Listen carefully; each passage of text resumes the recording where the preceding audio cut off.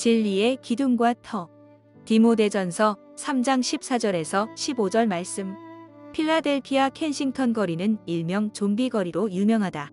3km 남짓한 거리에 마약을 하는 사람들이 비틀거리고 있기 때문이다. 이것이 일시적인 현상이 아니라 계속되고 있다. 나아가 그런 모습이 세계로 퍼지고 있다는 사실에 문제의 심각성을 느낀다. 꼭 마약이 아니어도 흔들리는 인생들을 여기저기에서 쉽게 본다. 삶에 낙이 없어 비틀거리고 사는 것이나 힘들어 비틀거린다. 허무해서 비틀거리고 소망이 없어 비틀거린다.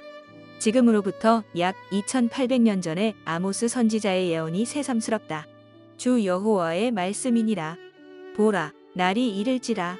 내가 기근을 땅에 보내리니 양식이 없어 주림이 아니며 물이 없어 가람이 아니요 여호와의 말씀을 듣지 못한 기갈이라. 사람이 이 바다에서 저 바다까지 북쪽에서 동쪽까지 비틀거리며 여호와의 말씀을 구하려고 돌아다녀도 얻지 못하리니 그날에 아름다운 처녀와 젊은 남자가 다 갈하여 쓰러지리라. 하나님의 말씀을 듣지 못한 사람들이 주림과 목마름으로 비틀거리고 쓰러진다. 오늘날 한국 사회를 보고 세계의 현실을 보면 그 말씀이 더 실감된다. 세상은 왜 이렇게 사기와 폭력과 부패와 전쟁이 끊이지 않을까? 왜 인간은 이렇게 망가지고 사회는 혼탁한가? 과학의 발달이 안 되어서 그런가? 그러면 과학이 더 발달하면 이런 문제는 없어질까? 경제가 더 발전하지 못해서 그런가? 그러면 경제가 더 발전하면 이런 혼란은 없어질까? 군사적인 무기가 약해서 그런가? 그러면 군사적인 무기를 더 개발하면 이런 혼란이 없어질까? 사람의 학력 문제인가? 그러면 학력을 높이면 괜찮아질까? 그런 것이 아니다. 도대체 무엇이 문제인가? 예수님은 말씀하신다. 그들을 진리로 거룩하게 하옵소서. 아버지의 말씀은 진리니이다. 사람을 거룩하게 하는 것은 진리이다. 거룩하지 못한 이유는 인생에 진리가 없기 때문이다.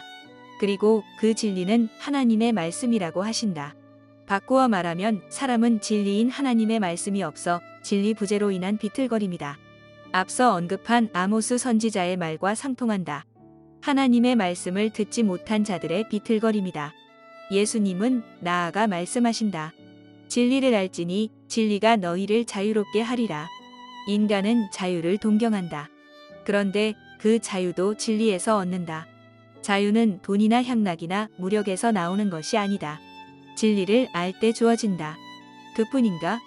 진리는 사람을 새롭게 한다. 인간에게 새 생명을 주는 것도 진리이다. 진리는 시간과 공간을 초월한 사실이다. 언제 어디서나 보편타당하고 영원 불변하다. 하나님의 말씀과 예수 그리스도의 복음이 그렇다. 진리는 선악의 기준이 되고 선을 추구하는 근거가 된다. 진리가 인생과 사회를 견고히 세운다. 흔들리지 않게 하고 방황하지 않게 한다. 오늘 말씀은 교회가 하나님의 집으로서 진리의 기둥과 터임을 말한다. 집을 건실하게 세우는 것은 견고한 터와 든든한 기둥이다. 집은 터와 기둥이 부실하면 쉽게 무너진다. 예수님은 지적하신다. 지혜로운 사람은 집을 반석 위에 세우고 어리석은 사람은 집을 모래 위에 세운다. 우리에게 진리의 기둥과 터가 되는 하나님의 교회가 있어서 참 감사하다. 우리는 교회에서 하나님의 진리를 배운다. 그리고 그 진리로 무장한다. 사탄은 세상의 진리 유사품을 심어 놓았다. 거기에는 거룩함이나 자유함 그리고 생명이 없다. 그런데도 많은 사람이 그쪽에 귀를 기울인다. 말세의 특징이다. 진리 싸움이다. 참 진리는 인생과 사회에 거룩함과 자유함 그리고 생명을 준다. 우리는 그 진리를 교회에서 듣고 배우고 무장한다. 진리의 성령이 우리를 그 진리 가운데로 인도하고 계시니 더욱 감사하다. 아멘.